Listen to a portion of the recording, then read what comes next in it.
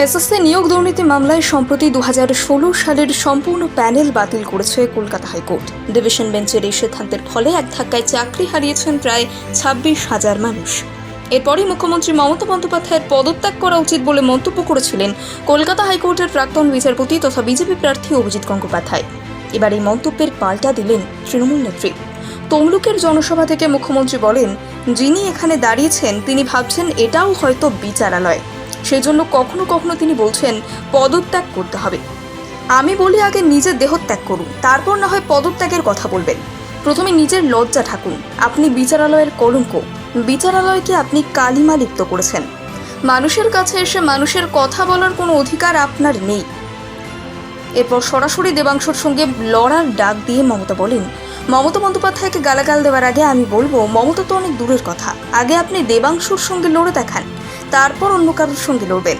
আমি এখানে অন্য প্রার্থী দেইনি। কেন দেইনি? জেনে শুনে দেইনি, ইচ্ছে করে দেইনি।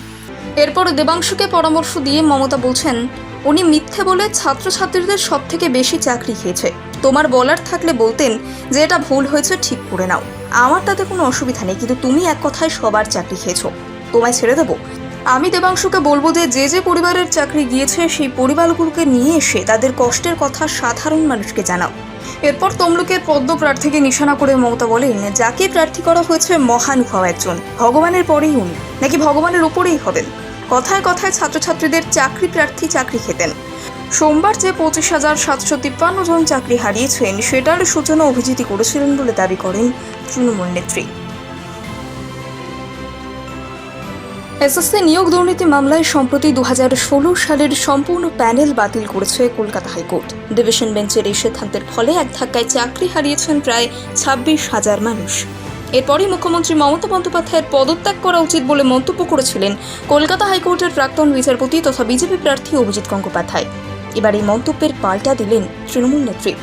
তমলুকের জনসভা থেকে মুখ্যমন্ত্রী বলেন, যিনি এখানে দাঁড়িয়েছেন তিনি ভাবছেন এটাও হয়তো বিচারালয়, সেই জন্য কখনো কখনো তিনি বলছেন পদত্যাগ করতে হবে।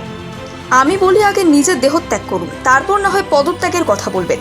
প্রথমে নিজের লজ্জা ঠাকুন। আপনি বিচারালয়ের কলঙ্ক। বিচারালয়কে আপনি কালিমা লিপ্ত করেছেন। মানুষের কাছে এসে মানুষের কথা বলার কোনো অধিকার আপনার নেই।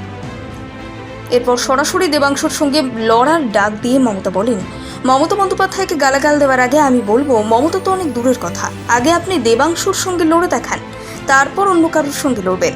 আমি এখানে অন্য প্রার্থী দেইনি। কেন দেইনি? জেনে শুনে দেইনি, ইচ্ছে করে দেইনি। এরপর দেবাংশুকে পরামর্শ দিয়ে মমতা বলছেন, উনি মিথ্যে বলে ছাত্রছাত্রীদের সব থেকে বেশি চাকরি খেয়েছে। তোমার বলার থাকলে বলতেন যে এটা ভুল হয়েছে, ঠিক করে নাও, আমার তাতে কোনো অসুবিধা নেই, কিন্তু তুমি এক কথায় সবার চাকরি খেয়েছো,